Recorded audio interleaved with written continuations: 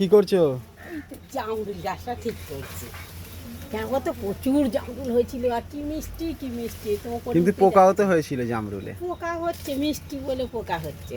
হুম। প্রচুর জামরুল হয়েছিল, নুপে গেলে গাছটা দেখি এই জামরুল গাছটা দেখো বন্ধুরা, বেঁকে গেছে, হ্যাঁ। ঠিক করে দিচ্ছে। এটা 100 টাকা দিয়ে কিনে এনেছিলাম, লাল কালারের জামরুল হয়, তাই তো মা? হ্যাঁ, কি লাল টুকটুক করছে এবারে, প্রচুর এই বছর প্রথমবার ফল হলো আমাদের, কলমের গাছ এটা, তাই তো? হ্যাঁ, অনেক বড় হয়েছে এইটা। কলমের গাছ।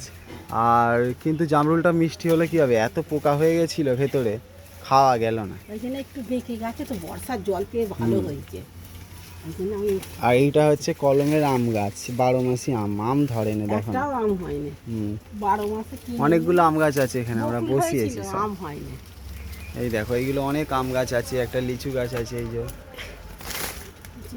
লিচু গাছটা বাড়েনি আওতার কারণে। ওখানে একটা ট্যাপর গাছ বসিয়েছি, এই যে টগর ফুল গাছ, এটা কলকে ফুল গাছ, সরি।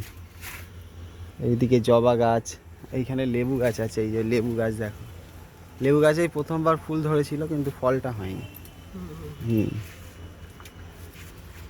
এইটা কি গাছ? এইটা জানি না এটা পড়ে হয়েছে কি গাছ। আমরা গাছ বসাতে ভালোবাসি, বলো মা? হ্যাঁ, আমাদের ছোট্ট জায়গার মধ্যে, হ্যাঁ, ছোট্ট জায়গার মধ্যে অনেক গাছ বসিয়েছি আমরা। প্রচুর গাছ আমি ভালোবাসি, প্রচুর গাছ ভালোবাসি। একটা সবেদা গাছ কিনে নিয়ে আসবো।